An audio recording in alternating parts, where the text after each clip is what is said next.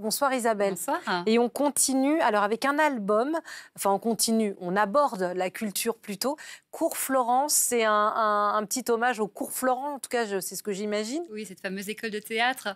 En fait, c'est l'histoire d'Agathe, qui est une jeune fille très riche. Elle décide de devenir comédienne et donc elle va effectivement au cours Florence, c'est le titre.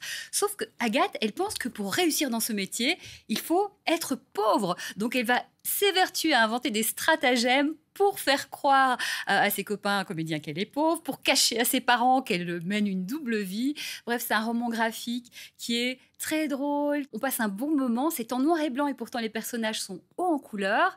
Elle est réalisée par Emmanuel Uzan et Pascal Valty aux éditions La Valtinière. Valty, La Valtinière, vous l'avez compris, c'est le dessinateur qui a monté sa maison d'édition. On a un petit peu discuté, il m'expliquait que malgré le coronavirus et tous ces problèmes, finalement cette situation ne l'a pas tant dépaysé que ça. La chance dans le malheur qu'on a pu avoir, c'est que contrairement à plein d'autres professions qui souffrent trop souvent là, du Covid, je pense que les éditions et les libraires s'en sortent pas si mal, donc c'est quand même une chance. Et puis l'autre truc, c'est que, et ça tous les auteurs de BD vous le diront, on fait un travail de confiné. Moi, je bosse 10 heures par jour. Quand je suis sur une BD, je suis 10 heures par jour sur ma planche à dessin. Donc, le confinement, je l'ai pas vraiment senti passer, en fait. Mais le vrai problème, c'est le reste. C'est la sortie, c'est le fait qu'on puisse pas aller sur des festivals, qu'on puisse pas faire de signatures. Surtout que nous, on vient de démarrer, donc c'est vraiment le pire pour se faire connaître. Voilà, il y en a qui sont créatifs malgré cette situation difficile. Alors, les festivals de musique, ça continue, mais online avec un grand festival européen.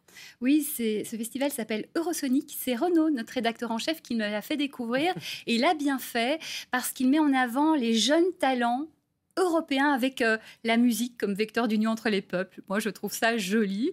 Et donc, d'habitude, ce festival, il accueille 40 000 personnes. Donc là, c'est en ligne. C'est un festival très important parce qu'en plus des prix qu'ils reçoivent, il y a plus de 4 000 professionnels qui viennent un peu faire le marché. Pourquoi pas leur offrir des opportunités. Donc, le festival est gratuit en ligne sur le site esns.NL. C'est en anglais et en néerlandais, mais ne vous inquiétez pas, c'est très intuitif.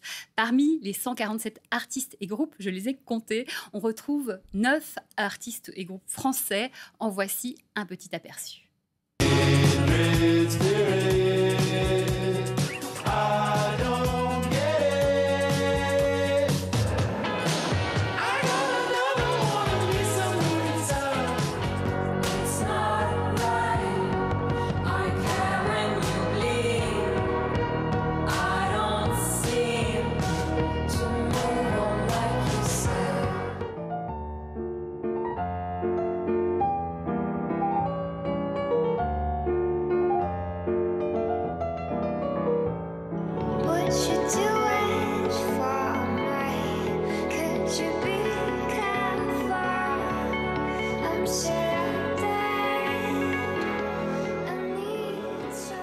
Et on montre le dernier album, un de vos derniers coups de cœur, le dernier album d'Émilie Simon, que vous avez beaucoup aimé, Isabelle. On s'y plonge, on s'y dépayse.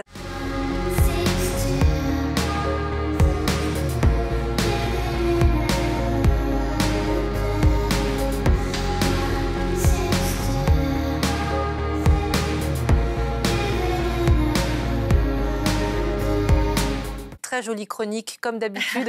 Merci beaucoup, Isabelle.